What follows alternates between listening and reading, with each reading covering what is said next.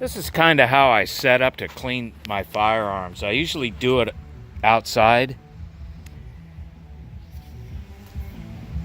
I like to work outside because with these hydrocarbon solvents, you don't want them evaporating inside your residence. Now, on these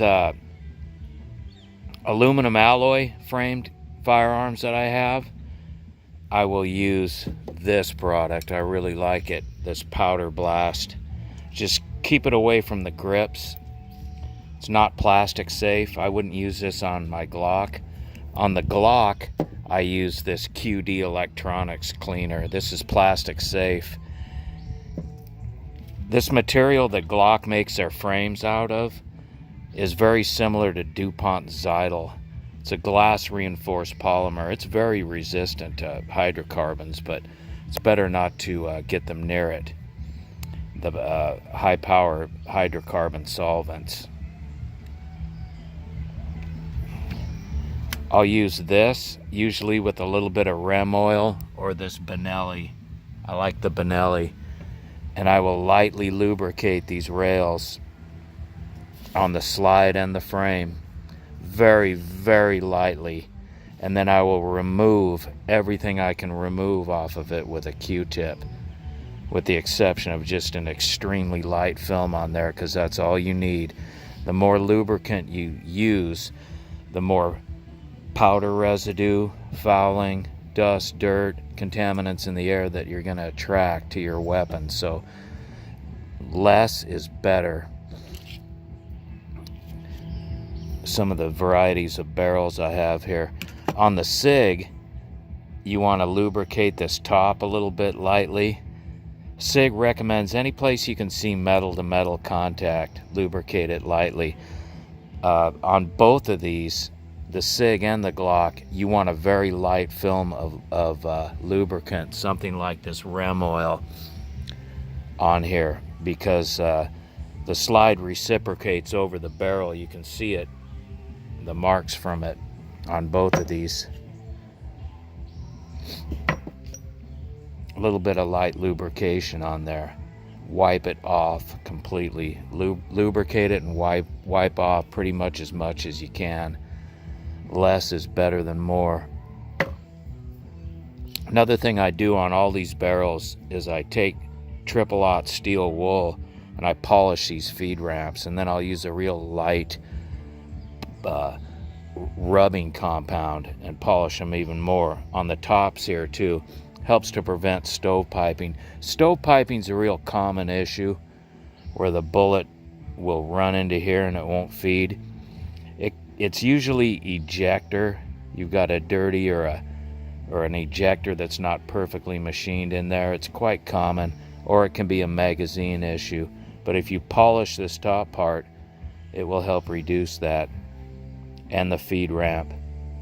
Another thing that you want to do is run a bunch of rounds through any gun that you're going to buy for personal defense before you count on it, so you can see if you're going to have issues. Sometimes guns don't like certain ammunition, so find the ammo that's going to work, the ammo that's going to feed reliably. Make sure your gun's going to feed reliably. When you load your magazine in, make sure that your cartridges are all the way to the rear. It doesn't hurt to do a little tap like that on the Glocks or the Sig. Little tap like that. When you insert the magazine, ram it home with some force. Make sure you get a good solid insertion in there. That's probably a good percentage of failures, is not getting it in there all the way. Ram that thing home. I'll use this, like I said, very lightly on these rails. On the slide too, right here. And then wipe off virtually as much as I can with a Q-tip.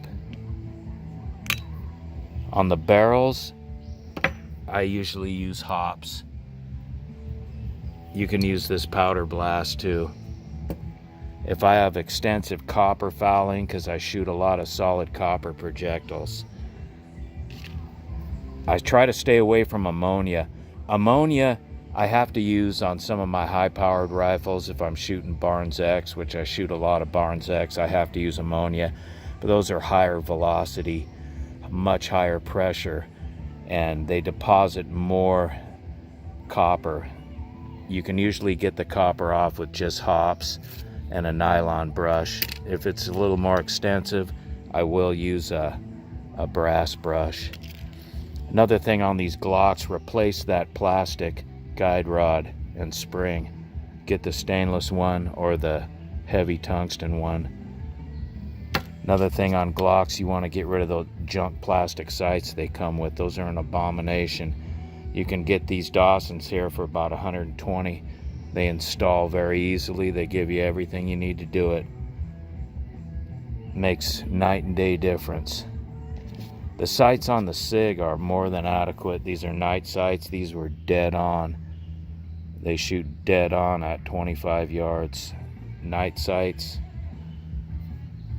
can't beat them.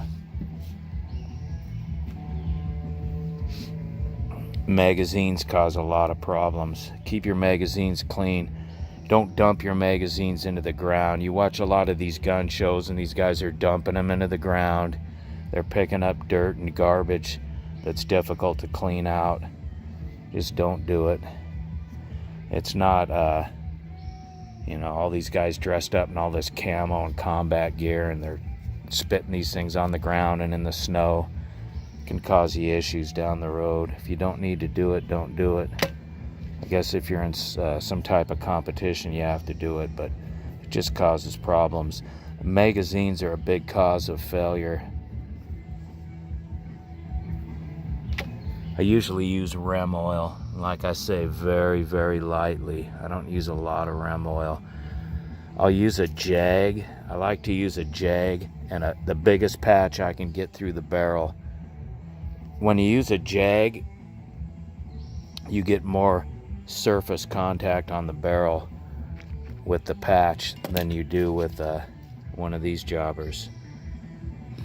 Always work from the rear. Never force anything in from the muzzle, because if you damage that muzzle crown, it can detrimentally affect your accuracy, and you essentially can't fix it unless you have it recrowned.